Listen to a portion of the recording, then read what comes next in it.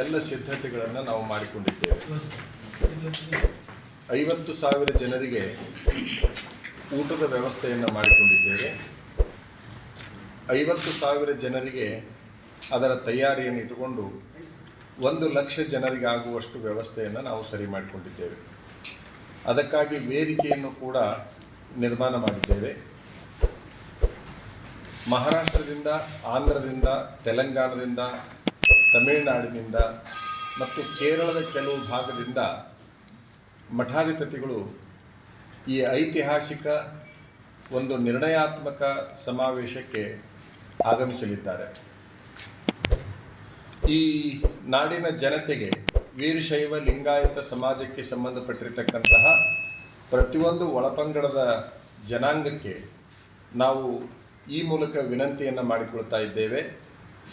ಇದು ಸಮಾಜದ ಅಸ್ತಿತ್ವದ ಪ್ರಶ್ನೆ ಆಗಿರೋದ್ರಿಂದ ಎಲ್ಲ ರಂಗಗಳಲ್ಲಿ ನಿಮ್ಮನ್ನು ನೀವು ಬಲಿಷ್ಠಗೊಳಿಸಿಕೊಳ್ಬೇಕಾದ್ರೆ ಏಕತೆಯನ್ನು ತೋರಿಸಬೇಕಾಗಿರತಕ್ಕಂತಹದ್ದು ಅತ್ಯಂತ ಅನಿವಾರ್ಯವಾಗಿದೆ ಅನ್ನುವಂಥದ್ದನ್ನು ಸಮಾಜದ ಗಮನಕ್ಕೆ ನಾವು ತರಲಿಕ್ಕೆ ಬಯಸ್ತೇವೆ.